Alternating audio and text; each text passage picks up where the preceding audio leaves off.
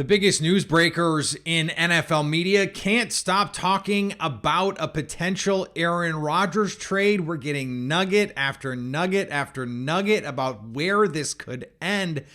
Plus, I was watching the divisional round games and thinking even more about some of these lessons. And so because we missed mock draft Monday, I put together a little mock that might help us understand how this team could change in just one draft using at least one of these big lessons. All of that on today's show. You are Locked On Packers, your daily Green Bay Packers podcast. Part of the Locked On Podcast Network, your team every day.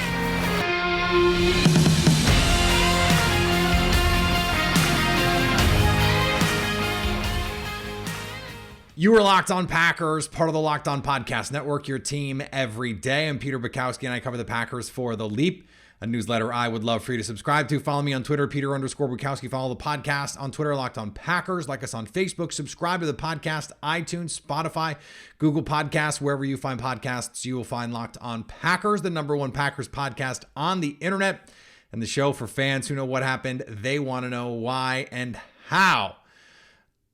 I have been enjoying the last couple of days because this is like, I have been talking a lot about Aaron Rodgers because I always talk about Aaron Rodgers because he is the most important player on the team that I cover every single day. And I've gotten some flack from people who are like, why do you keep talking about this? Rent free, all that nonsense. But here's the thing. So, and we touched on this yesterday. Adam Schefter comes out over the weekend about the possibility of a trade, how both sides are aware of it. And then he goes on to essentially predict this is a thing that he thinks is going to happen, that the Packers are going to listen to offers, that they're going to do more than passively listen. They are going to gauge the market. They're going to see what they could get from Aaron Rodgers. And Peter King even mentioned in his piece that he wrote yesterday that Adam Schefter, when he's just extrapolating or just projecting or just, speculating wildly, as some of us in the media are wont to do, he will generally couch it more than Adam Schefter did. I thought that was an interesting thing to say.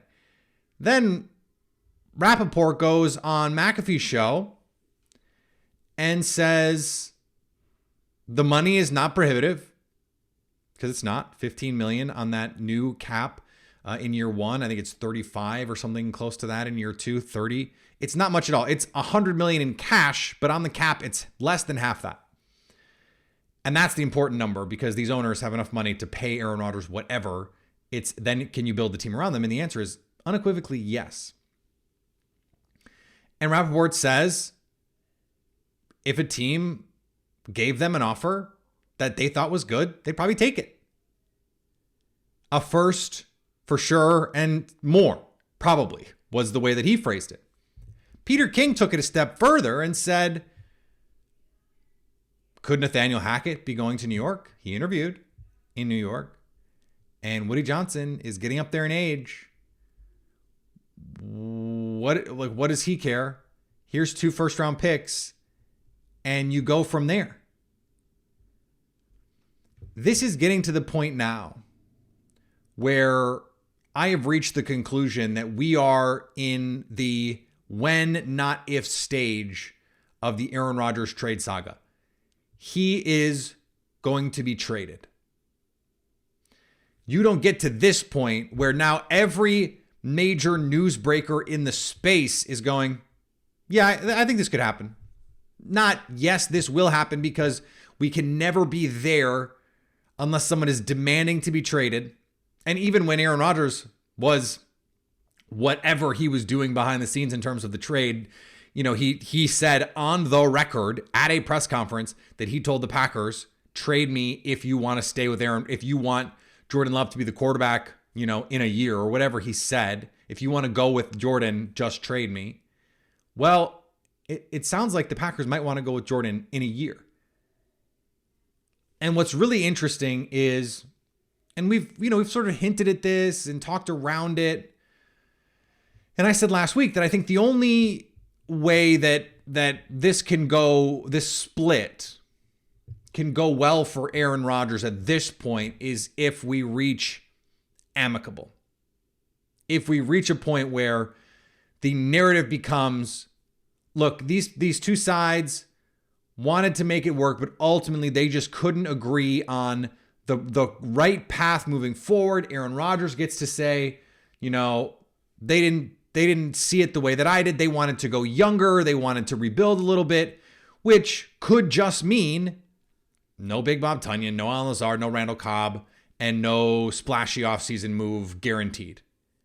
For the Packers, it could just be like, we think it makes more sense to go draft a tight end and rather than bring back Big Bob and maybe sign a veteran receiver and draft somebody than to pay $14 million for Allen Lazard.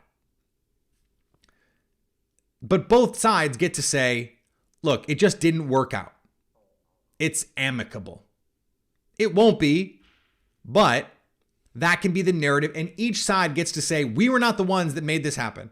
It was just two sides that couldn't get to the right place. And one of the reasons why that's the case is because the Packers have been saying for 2 years on the record, we want Aaron Rodgers as our quarterback. So whatever is happening behind the scenes where Rodgers is feeling disrespected or whatever it is, we're not privy to that information. We're only privy to what they're saying publicly. And so I think the court of public opinion in a lot of ways has changed so that people are looking at this now going, well, what more do you want, Aaron Rodgers? You just got $50 million a year on this last contract. You have been able to have heavy say in the offense. You're being consulted in the personnel. You're the one saying, I'm in these conversations now. I feel good about all this stuff. So if you're not happy, what is the problem? And I think the reality is sort of in the middle where it's just like, okay, the Packers want Aaron Rodgers back in the right scenario. Aaron Rodgers would like to be back in the right scenario, and those right scenarios are not congruent. But here's the last part of this, because, a lot of that is me just rehashing stuff we've already kind of talked about. We've talked around or talked tangentially about and even referenced directly at times. But this idea that the Packers are going to get a pittance for Aaron Rodgers is nonsense. It is absolute, complete and utter nonsense. Like I mentioned this on Twitter. Von Miller went for a second and a third for half a season of Von Miller. The Rams did not know if Von Miller was going to resign, and ultimately he didn't. And it's a trade that you make 10 times out of 10. It cost 2 first-round picks, including a top 10 pick, to get Matthew Stafford, and the Rams would do that trade 10 times out of 10. It took a conditional first and stuff to get Carson Wentz, a bad quarterback, a guy that Philadelphia did not want. And everyone in the NFL knew wanted to be traded, and they wanted to trade. And the Colts gave up what ended up being a first-round pick for him. He was the same old Carson Wentz, and the Commanders gave up multiple day 2 picks to get him. Sam Darnold was traded for 3 draft choices, including a top 50 pick. Sam Darnold has been a bad quarterback his entire career. A first-round pick, I get it, but a bad quarterback. And the Panthers paid a premium to get him and picked up his option.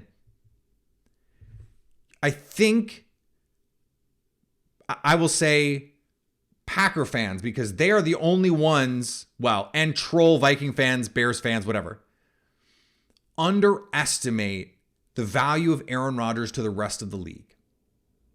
And underestimate how desperate some of these other teams are for a quarterback, for a playoff win, for anything. And I'm not entitled town guy. I don't do that. I don't complain about the entitlement of fans or even in this case, what is just, a little, what I would call harmless ignorance to the point that it's been 30 years of Aaron Rodgers and Brett Favre. And all this fan base knows, anyone who's like under 40, all they know is winning and great quarterback play. And so when you're a Jets franchise that hasn't had a franchise quarterback since Joe Namath, and Joe Namath comes out and says, Aaron, you can have 12. It's been retired, but you can play in it if you come to New York. Like, that fan base would be 1 million Rodgers jerseys sold the first day. The Panthers are owned by David Tepper, who wants desperately to win, who has more money than God. Yes, he would pay the money, and the money on the cap is good. It's good. It's a really good deal for whoever trades for Aaron Rodgers. So I just, like, some of this has gotten silly. Yes, even if you're only guaranteed a year of Aaron Rodgers, someone is giving up a first-round pick for Aaron Rodgers, at least. So you could get the Raiders to give you 7 in Darren Waller. That's been the trade that I've been talking about. The Jets, 13 and Elijah Moore. That's a trade I've been talking about. If Peter King thinks Woody Johnson would give up 2 first-round picks, I think what that tells you is there is still very much an appetite for Aaron Rodgers around the league for whatever shenanigans are off the field, for whatever, attitude issues there are. Everyone sees an all-time great player because that's what he is. Now, is he that consistently now? We'll see. If he can stay healthy somewhere else, great. I've even seen some Packer fans going, I hope Aaron Rodgers goes off when he gets traded and has the Matthew Stafford sort of storybook ending.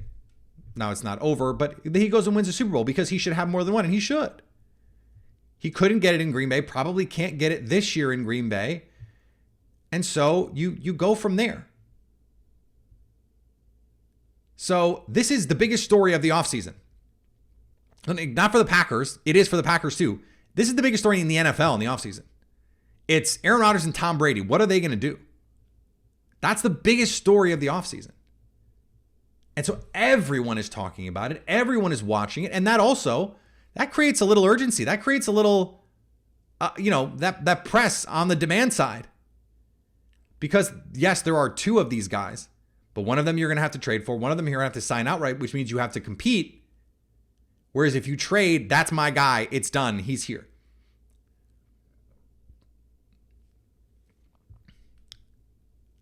My conclusion in all of this is happening. The Packers are going to get compensation for Aaron Rodgers, and very soon, probably before the new league year, I would guess it gets announced that there's going to be a trade. Now that I've done this, of course, Aaron Rodgers is going to go on Pat McAfee's show today and say, I said that I wasn't going to have a decision by today, but guess what? I've decided, and I'm coming back. The Packers and I have agreed, and it's going to be a whole thing, and this is going to look dumb. I don't think that's going to happen, but that would just be, I don't know, it'd be pretty funny to me. Maybe just me. All right, I want to talk about what's going on with the divisional round and what happened and a trend that you might be familiar with as a Packer fan. We're going to talk about that in a second. Today's episode brought to you by our friends, our new, very good friends at FanDuel. We're so excited to have a new sports betting partner for Locked On because they're the #1 sportsbook in America. And if you're new to FanDuel, that's even better because there's so many great features that make betting on sports fun and easy. I got hooked on same game parlays using FanDuel. There's so many. I had to learn so much about odds, about line movements, about all sorts of things because it was. I'm just like, wait, what is this? Oh, I want to do this. Oh, I want to try this. Oh, I can bet the Packers to win between 1 and 7, and I get this kind of odds on that. Oh, that's great. And so FanDuel makes it easy to do all of those things. You might have to figure out what a parlay means and what implied odds and those kinds of things means if you really want to be good at it, but that's not a reason to be afraid of it. That's a reason to embrace it. It's this fun new thing that you can do. So don't miss out. Place your first $5 bet. This is the beauty of it. You get to learn for free if you need to learn. And if you don't need to learn, great. Come just get some free money. First $5 bet, you can get $150 in free bets, win or lose at FanDuel.com/lockedon. FanDuel.com/lockedon. $5 bet gets you $150 in free bets, win or lose. And after Dallas lost, I could use that money. I really could. I had Dallas +4. Not my favorite. Thanks for making Locked On Packers your first listen every day. Subscribe to the Locked On NFL and get daily conversations on the biggest NFL stories, plus in-depth analysis on the biggest games with NFL key predictions every Friday. And Monday, local insiders cover the weekend with game-to-game episodes. Locked On NFL, available on YouTube or wherever you get podcasts. Tell me if this sounds familiar to you. The Buffalo Bills were favored in a big game, in a big season where it looked like everything had aligned for them narratively and play on the field, and they've got a home playoff game and they're locked in. Emotional stakes are high. And they go out and offensively, they can't consistently move the ball because they rely so much on their quarterback wearing a Superman cape and the unique individual talent of their best wide receiver. And beyond that, not much else. Is this sounding familiar? And in Santa Clara, the Dallas Cowboys lost because they couldn't score enough to beat a 7th round rookie quarterback. A quarterback that no one thinks is super talented, but is just gritty, so gritty. There were some special teams questions for that Cowboys team.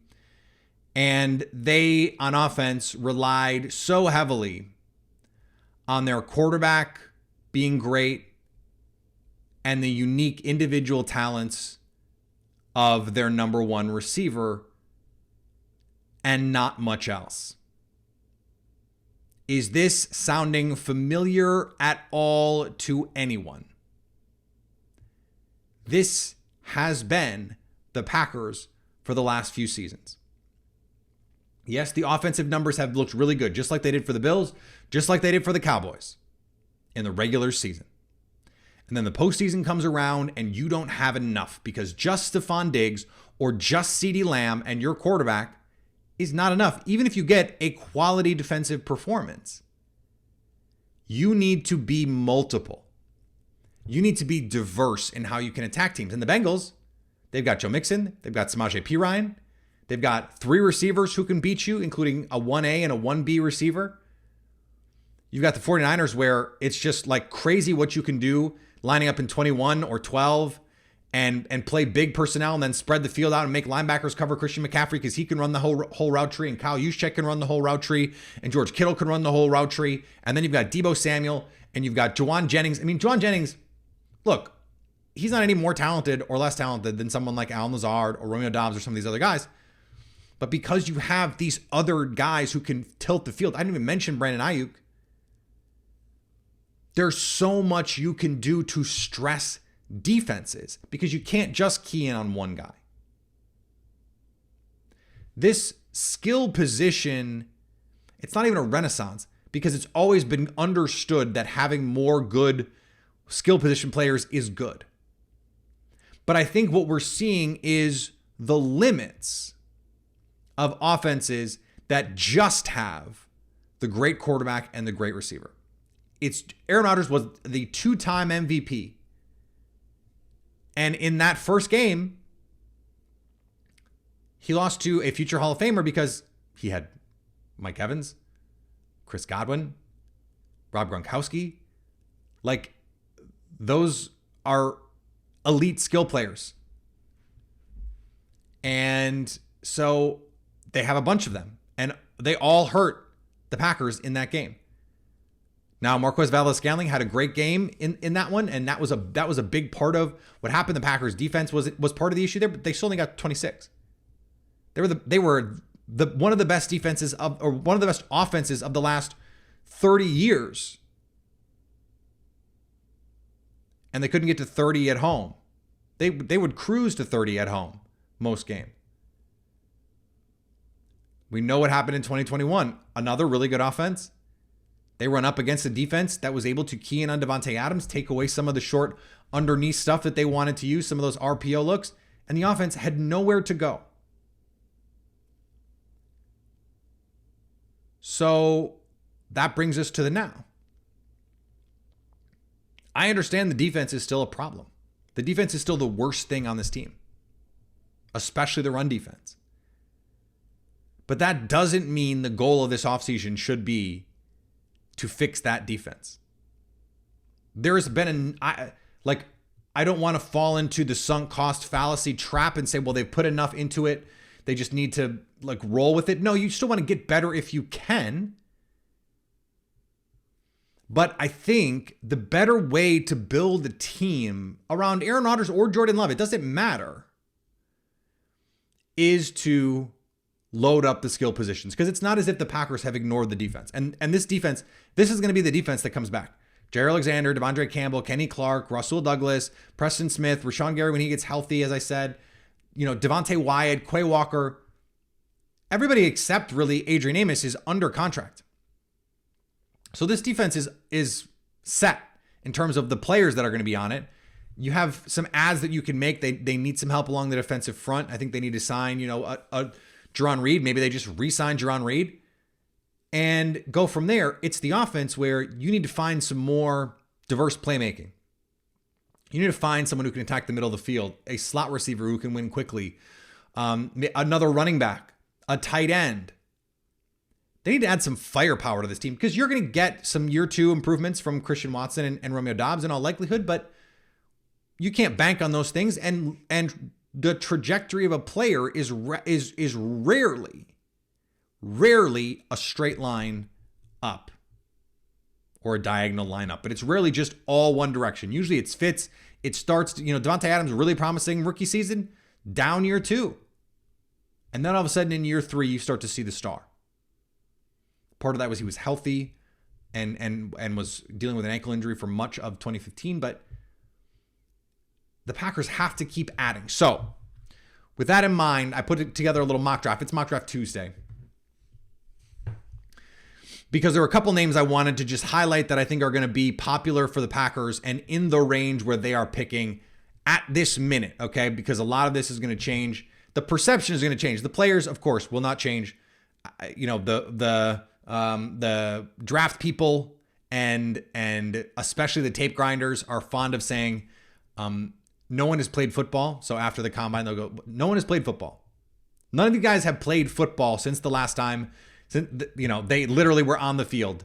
Since the national title game, none of these guys will have played football. So don't go crazy with off-season workouts and Senior Bowl and 40-yard dashes and all that stuff, right? But the media stock is going to change, so the projections are going to change about where these guys are ultimately going to go. Part of that is driven by gaining information from the teams who are telling reporters, hey, we think this guy's going to go here. We think this guy's going to go here. Hey, we like this guy. We like this guy. We like this guy. And you can put this together. So at 15, this is my thinking about the lessons mock. At 15, Jackson Smith-Njigba is the guy. I've been going through the receivers. I've watched all the top guys. He's the guy. He is the opportunity to set the Amon-Ra St. Brown wrong right.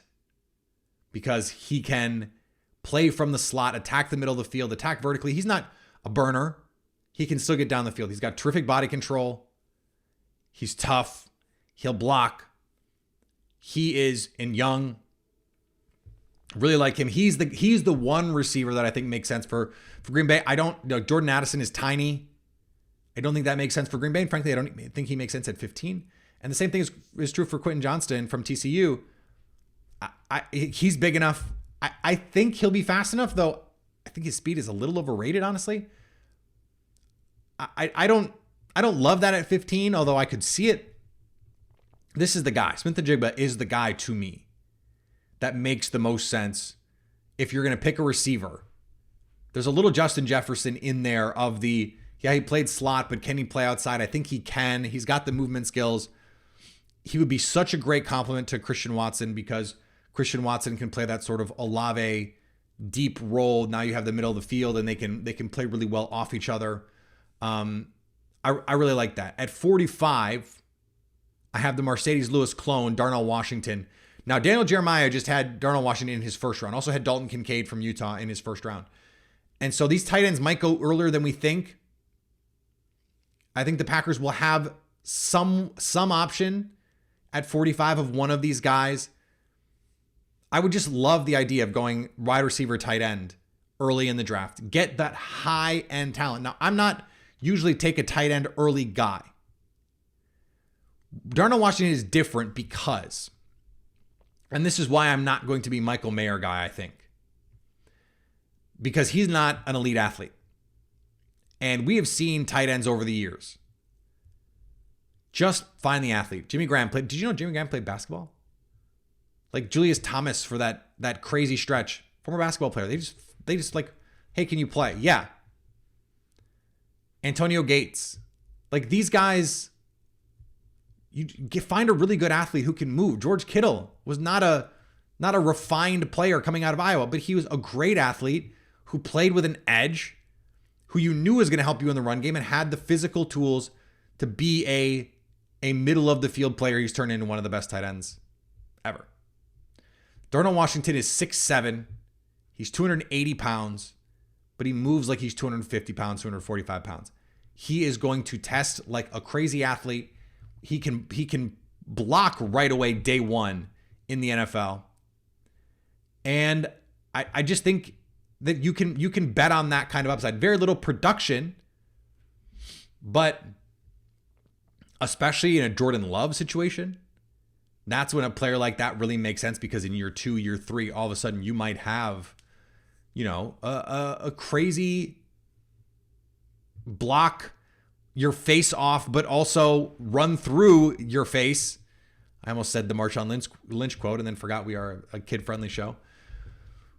I think this combination is awesome because it allows you to be multiple in ways that teams like the 49ers are.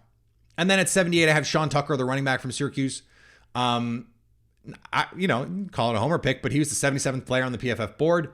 And there's a lot of Aaron Jones in his game to me.